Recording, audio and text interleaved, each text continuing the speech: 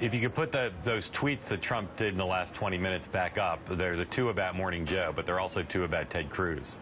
And, you know, the New York Times broke this story yesterday about Cruz privately criticizing Trump.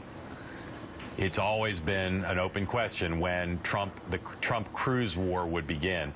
If that breaks out now, if that détente ends, it's going to be fascinating. I think Trump will go after Cruz on personality. I think he might go after him on the metadata collection. But Trump versus Cruz, rhetorically and on the ground in Iowa and in the debate on Tuesday, that would be a very important December moment in this race. Well, and talk about what happened behind closed doors at a Ted Cruz fundraiser that actually Donald Trump is starting to focus on.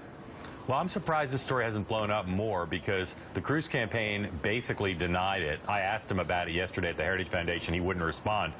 But the Times reported that Cruz went after Trump and Carson, questioned their judgment about whether they could be commander-in-chief, and also some other comments he made at this closed fundraiser in Manhattan on Wednesday.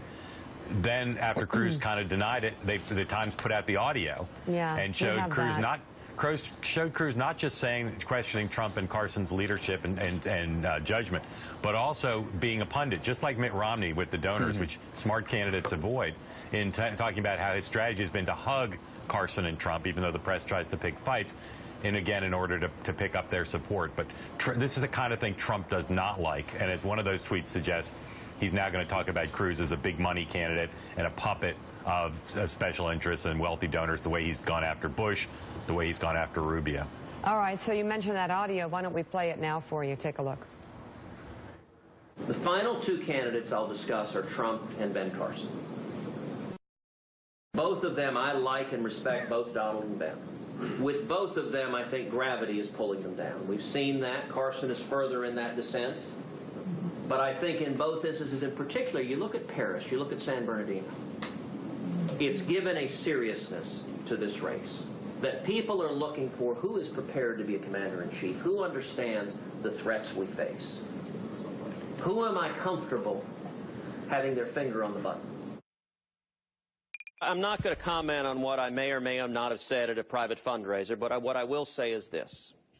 The course of a presidential election, the voters are going to make a decision about every candidate, and ultimately the decision is who has the right judgment, experience, and judgment to serve as commander-in-chief.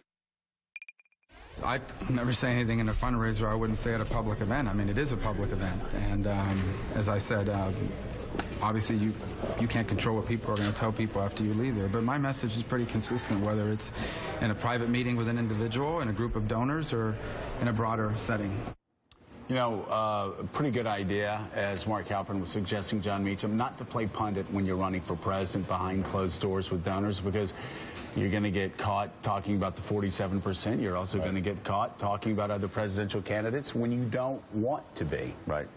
And Rubio is exactly right. Whoever thinks there's such a thing as a private moment anymore has been is running in 1964. What planet are you on? Yeah, I mean, it's just there's sort of complete, persistent transparency. I don't think it's good, particularly, because it forecloses candor, which is too bad. But Rubio's right. I mean, don't say anything that you wouldn't want broadcast on Morning Joe. Yeah, you know, Mark Halpern, what's the thing about Donald Trump is Donald Trump must win 50 out of 50 states, or it's all-out warfare.